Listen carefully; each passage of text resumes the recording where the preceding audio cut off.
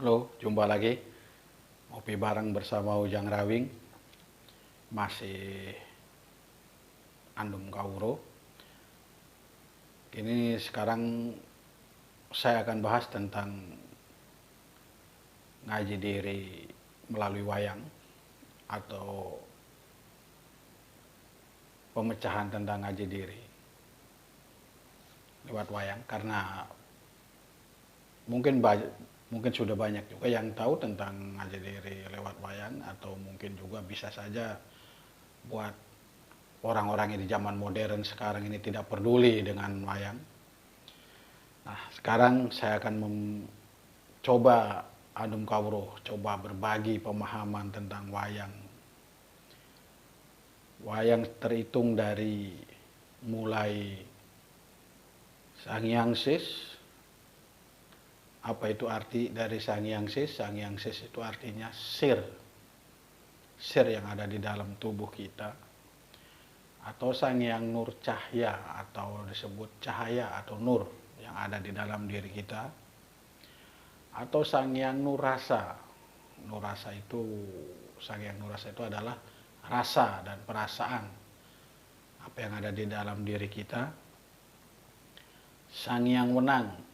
Sangyang Wenang itu adalah wewenang yang ada di dalam diri kita.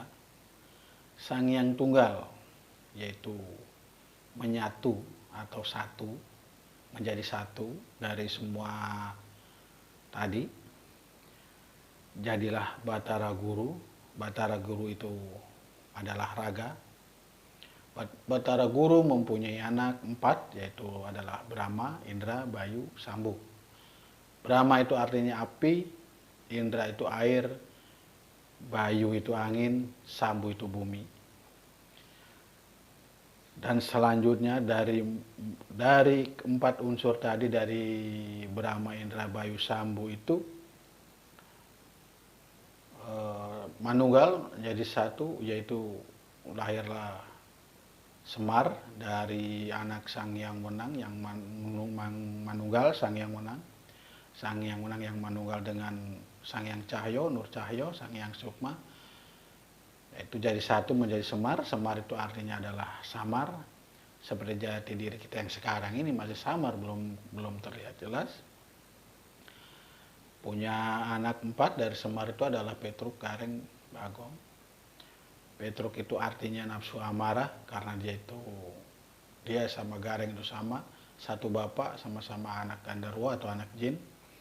Itulah gelambang kemurkaan manusia itu adalah dari nafsu amarah, termasuk lucu atau ketawa yang berlebihan.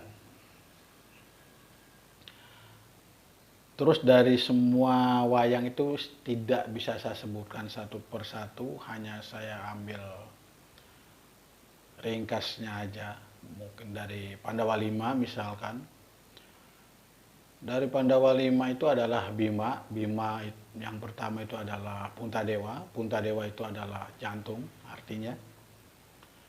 Bima atau Warkudara itu adalah napas, karena dia titisan Bayu, disebut jadi napas manusia.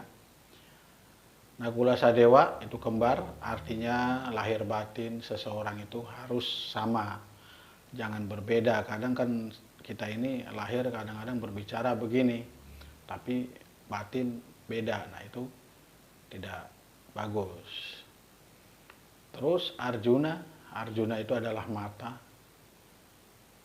Dan mata kita inilah yang membantu sekali untuk penglihatan dan perasa. Semuanya itu dari mata.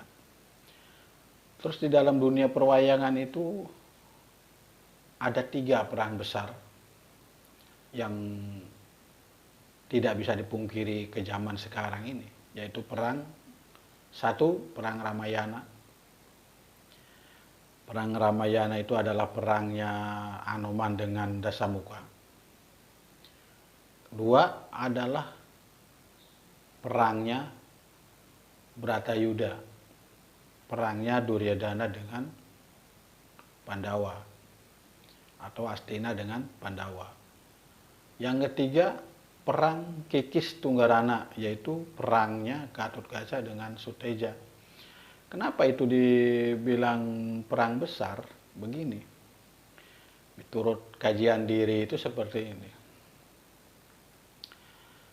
Dasamuka itu dengan kata arti rahwana. Rahwana itu rah itu darah, wana itu hutan. Darah yang terlahir di hutan, yang termasuk ya titisan jin. Nah, gambaran apa dasamuka itu?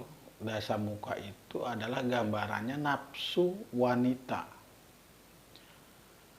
Karena waktu Dasamuka masih kecil itu, dia bertapa sampai 10 tahun sebelum dia keluar, itu bertapa selama 10 tahun. Artinya nafsu wanita itu kemungkinan besar dari kecil sampai umur 10 tahun itu belum ada. Tapi setelah 12 tahun dia keluar, bahkan semua tidak ada yang bisa mengalahkan Rahwana karena dia mempunyai aji Pancasona. Artinya orang yang mempunyai ajian itu mati hidup lagi kan gitu. Nah, begitupun nafsu wanita pun seperti itu ya. Mati hidup lagi kecuali dia sudah tua. Kalau sudah tua kemungkinan dia tidak ada nafsu.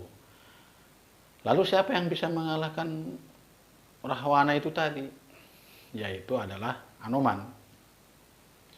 Anoman itu apa artinya? Anoman itu adalah titisan Batara Surya. Artinya cahaya yang lewat angin masuk ke dalam, nah jadi air, yaitu adalah hormon. Makanya waktu Dasamuka keluar siapapun tidak ada yang bisa mengalahkan kecuali Anoman, kecuali hormon. Artinya nafsu wanita itu tidak bisa dikalahkan oleh apapun kalau hormon itu belum keluar. Tapi setelah hormon itu keluar, betapapun saktinya, ternyata Dasamuka itu kalah. Makanya digambarkannya adalah Dasamuka matinya digecet gunung. Artinya seperti itulah pemahaman tentang Dasamuka. Lalu perang Bratayuda. Yang kedua itu adalah perang Bratayuda, perangnya antara Astina dengan Duryodhana dengan Pandawa. Artinya Pandawa itu 5. Pandawa 5 itu artinya dari, misalkan dari Bima. Bima itu adalah napas, Arjuna mata yang sudah saya sebutkan tadi. Nah, tadi antara napas, mata, lahir batin, jantung itu harus sama. Sampai mati pun dia bersama, bahkan dia muksa. Lalu dia perangnya kenapa dengan Dursasana atau Duryodhana? Duryodhana itu adalah sifat keegoan seseorang dan dia tidak bisa dikalahkan hanya oleh Bima yang bisa mengalahkannya dengan kepalanya diputusin, karena orang yang ego itu adalah sifatnya keras kepala, makanya lambangnya kepalanya diputusin. Lalu musuh besarnya Arjuna itu siapa? Yang paling besar. Ternyata sebelum perang dengan yang lain-lain, itulah yang berhadapan dengan Arjuna itu adalah buta kecil yang bernama Cakil. Cakil itu adalah nafsu. Beda ya dengan nafsu wanita ya. Nafsu amarah beda. Nah, yang sekarang kita bicara nafsu.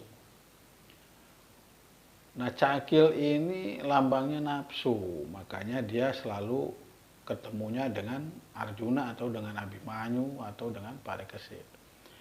Nah, ternyata mata ini selain tergoda oleh yang lain juga lebih banyak tergoda oleh nafsu, dan nafsu itu juga selalu dekat dengan mata. Dan nafsu tidak bisa dikalahkan juga, sama, tidak bisa mati. Karena dia akan mati hidup.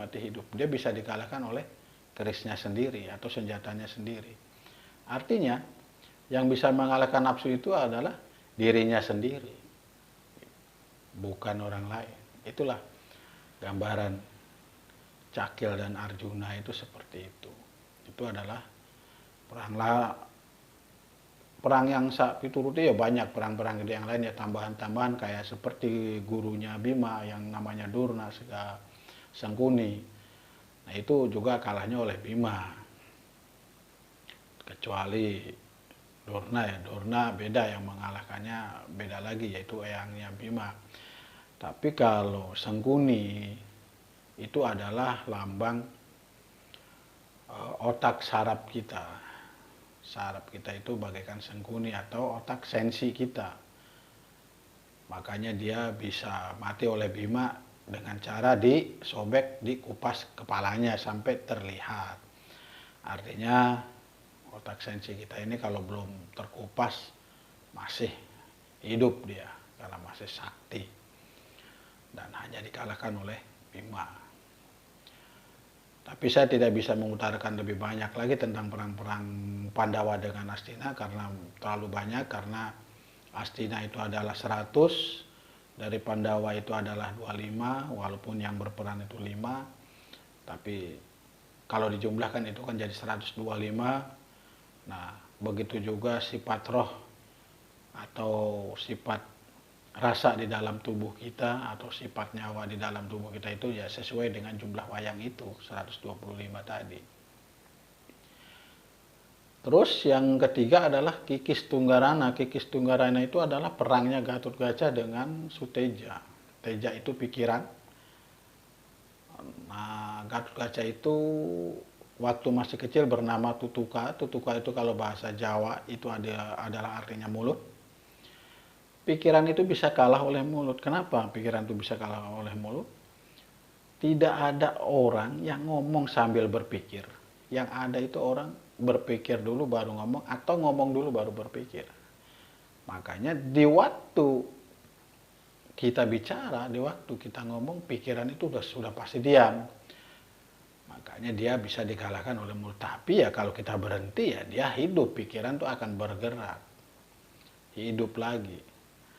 Makanya dia hanya bisa dikalahkan oleh Gatotkaca. Itu adalah pikiran dengan mulut. Makanya kalau kita untuk mengalahkan pikiran yang kacau tadi, yang ngambang tadi, ya usahakanlah mulut kita itu berkata atau berbicara supaya pikiran kita itu teratasi dan kita bisa khusyuk. Dari semua wayang ini semuanya ada artinya masing-masing. Wayang itu artinya adalah bayang, dan itu adalah sebuah tontonan. Tontonan itu artinya adalah tuntunan. Dan wayang itu ada dalangnya. Dalang itu artinya medal piwulang atau membagi kawruh atau membagi pemahaman. Terus yang namanya buta itu dibarisin sebelah kiri, yang bagian baik di sebelah kanan. Jadi tidak ubahnya diri kita itu adalah bayangan seperti wayang itu tadi.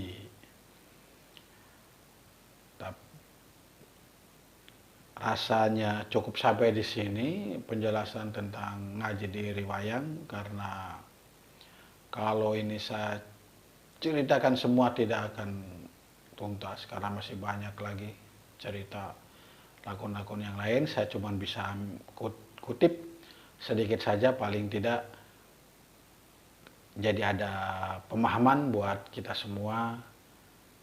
Apa yang kita lihat sebenarnya semuanya mengandung arti yang selama ini dipandang sebelah mata oleh kita, tapi ternyata itu adalah mengandung arti yang besar dan bermakna sekali.